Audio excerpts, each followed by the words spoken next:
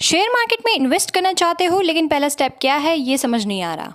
लोगों से सुना होगा डीमेट अकाउंट खुलवाओ, ट्रेडिंग अकाउंट चाहिए, बट ऑनेस्टली ज़्यादातर लोग इन दोनों को एक ही चीज़ समझते हैं और यही गलती उन्हें कंफ्यूज करती है जब वो पहली बार इन्वेस्ट करने जाते हैं। तो आज की वीडियो में मैं तुम्हें बिल्कुल जीरो से एक्सप्लेन करने वाली हूँ कि डीमेट अकाउंट क्या होता है, ट्रेडिंग अकाउंट क्या होता है, दोनों में क्या फ़र्क होता है और कैसे खोलते हैं और आपके लिए कौन सा प्लेटफॉर्म बेस्ट रहेगा। वीडियो को एंड तक ज़रूर देखो क्योंकि लास्ट में मैं एक ऐसी चीज़ बताने वाली हूँ जो 90% लोग मिस कर देते हैं। सबसे पहले बेसिक समझो। चलो एक सिंपल एग्जाम्पल से शुरू करते हैं। सोचो तुम्हारे पास एक लॉकर है बैंक में जहाँ तुम अपना गोल्ड, डॉक्यूमेंट्स, इंपॉर्टेंट चीज़ें रखते हो। वो लॉकर सिर्फ स्टोर करने के लिए होता है ना।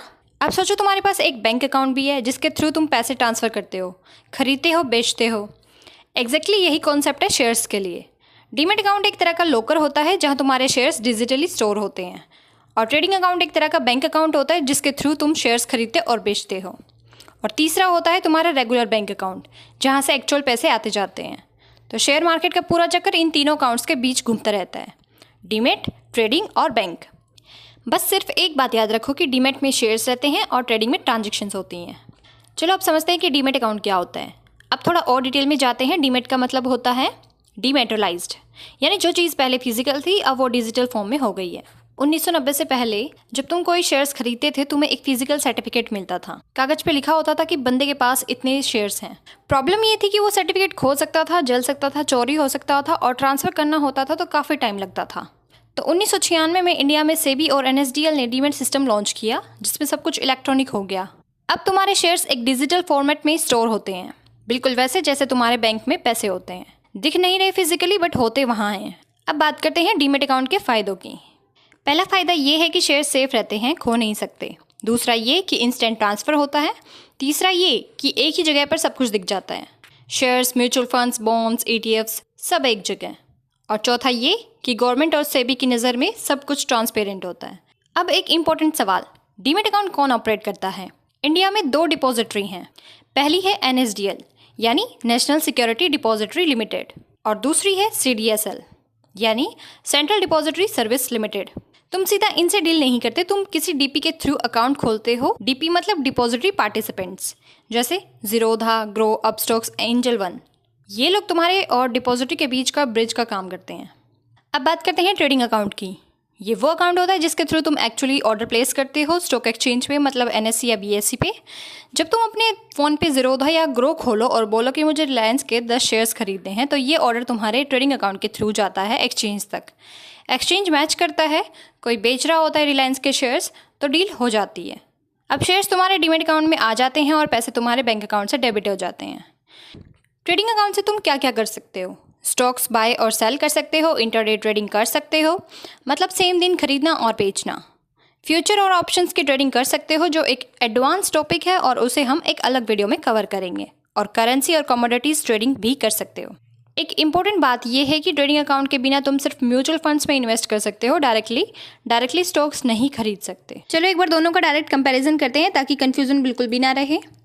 पहली बात, दोनों के काम की बात करते हैं। डीमेट अकाउंट का काम होता है शेयर्स स्टोर करना और जबकि ट्रेडिंग अकाउंट का काम होता है शेयर्स बाय और सेल करना। दूसरी बात, इनमें क्या होल्ड होता है? डीमेट में सिक्योरिटीज़ होल्ड होती हैं जैसे शेयर्स और बॉन्ड्स और ट्रेडिंग में ऑर्डर्स और ट्रांजेक्शन्स होती हैं। तीसरी बात, इनकी ज़रूरत की। डीमेट अकाउंट ज़रूरी है क्योंकि बिना इसके शेयर्स रख ही नहीं सकते और ट्रेडिंग अकाउंट भी ज़रूरी है क्योंकि बिना इसके ट्रेड कर ही नहीं सकते। चौथी बात, ये कहाँ ऑपरेट होते हैं? डीमेट अकाउंट NSDL या CDSL के साथ कनेक्टेड होते हैं जबकि ट्रेडिंग अकाउंट NSE या BSE यानी स्टॉक एक्सचेंज के साथ कनेक्टेड होता है। और एक और इम्पॉर्टेंट बात ये है कि आजकल जब तुम ज़ीरोधा या ग्रो पे अकाउंट खोलते हो तो दोनों एक साथ ओपन हो जाते हैं, डीमेट भी और ट्रेडिंग भी। तो तुम्हें अलग अलग खोलने की ज़रूरत नहीं होती। बट समझना बहुत ज़रूरी है कि ये टेक्निकली 2 अलग अकाउंट्स होते हैं। अब प्रैक्टिकल बात करते हैं कि डीमेट और ट्रेडिंग अकाउंट कैसे खोले जाते हैं। अब तो प्रोसेस बहुत सिंपल हो गई है, अब पूरा ऑनलाइन सिस्टम हो चुका है। इसमें सिर्फ 10 से 15 मिनट लगती हैं। सबसे पहले बात करते हैं कि इसमें कौन कौन से डॉक्यूमेंट्स की ज़रूरत होती है। पैन कार्ड मैंडेटरी होगा और आधार कार्ड KYC के लिए चाहिए होता है। फिर बैंक अकाउंट लिंक्ड होना चाहिए। इसके बाद मोबाइल नंबर आधार कार्ड से लिंक होने चाहिए और एक सेल्फी और डिजिटल सिग्नेचर भी देनी होंगी। अब स्टेप बाय स्टेप प्रोसेस देखते हैं। सबसे पहला स्टेप है एक ब्रोकर चूज़ करो। पॉपुलर ऑप्शंस में ज़ीरोधा इंडिया का सबसे ट्रस्टेड ब्रोकर है जहां फ्लैट 20 रुपये पर ट्रेड लगता है। ग्रो बिगनर्स के लिए बेस्ट होता है इजी UI की वजह से। अब स्टॉक्स फास्ट और अफोर्डेबल हैं। एंजल वन बेस्ट है अगर एडवाइजरी के साथ चाहिए, और ICICI डायरेक्ट या HDFC स्काई बेस्ट है अगर full service bank based broker चाहिए। दूसरा स्टेप, उनकी वेबसाइट या ऐप पे जाओ और ओपन अकाउंट पे क्लिक करो। इसके बाद मोबाइल नंबर डालो और OTP वेरीफाई करो। इसके बाद पैन नंबर डालो और नाम और date of birth automatically fill हो जाएगा। इसके बाद आधार बेस्ड EKYC करो जो आधार OTP से वेरीफाई हो जाएगा। फिर इसके बाद बैंक डिटेल्स डालो और एक कैंसिल चेक या बैंक स्टेटमेंट अपलोड करो। फिर इसके बाद इन पर्सन वेरिफिकेशन या वीडियो KYC करो, ये सिर्फ 2 से 3 मिनट की होती है। उसके बाद साइन करो आधार OTP से, बस हो गया। 24 से 48 घंटे में अकाउंट एक्टिवेट हो जाता है। अब चार्जेस की बात करते हैं। डीमैट अकाउंट खोलना आजकल ज़्यादातर ब्रोकर्स के साथ बिल्कुल फ्री होता है। एनुअल मेंटेनेंस चार्जेस लगता है जो 0 से लेकर 300 रुपये पर ईयर के बीच होता है, और ये ब्रोकर्स के हिसाब से अलग अलग होता है। अब ये वो पार्ट है जहाँ ज़्यादातर बिगनर्स गलती करते हैं, ध्यान से सुनो।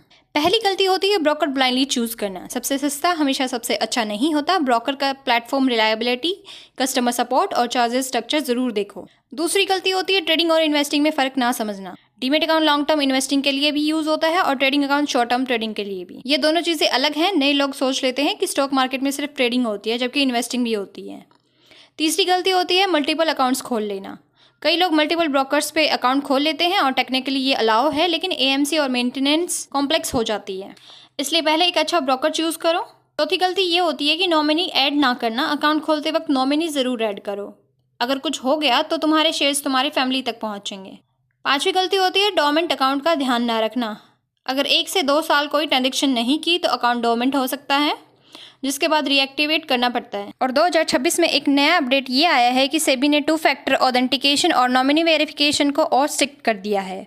तो अकाउंट सेटअप करते वक्त सब डिटेल्स सही भरना बहुत ज़रूरी हो गया है। तो चलिए आज का रिकैप करते हैं। डीमैट अकाउंट एक डिजिटल लॉकर होता है जो शेयर स्टोर करने के काम आता है। ट्रेडिंग अकाउंट एक ट्रांजेक्शन गेटवे होता है जो शेयर्स बाय और सेल करने के काम आता है। और बैंक अकाउंट पैसे का सोर्स होता है। ये तीनों मिलकर काम करते हैं एक टीम की तरह। अब अकाउंट खोलना पूरा ऑनलाइन और मोस्टली फ्री हो गया है, और ब्रोकर चूज़ करते वक्त चार्जेस, प्लेटफॉर्म और सपोर्ट ज़रूर देखो। अब तुम्हारे पास पूरी जानकारी है, अब सिर्फ एक काम बाकी है, एक्शन लेना। अगर ये वीडियो हेल्पफुल लगी हो तो लाइक ज़रूर करो और कमेंट में बताओ कि तुम्हारा पहला इन्वेस्टमेंट कब करने का प्लान है, या कोई सवाल हो तो वो भी कमेंट करो। मैं पर्सनली रिप्लाई करने की कोशिश करती हूँ। और सब्सक्राइब करो अगर अभी तक नहीं किया है, क्योंकि अगले वीडियोज़ भी फाइनेंस के बढ़िया टॉपिक्स पे आने वाले हैं। मिलते हैं अगली वीडियो में। Thank you for watching.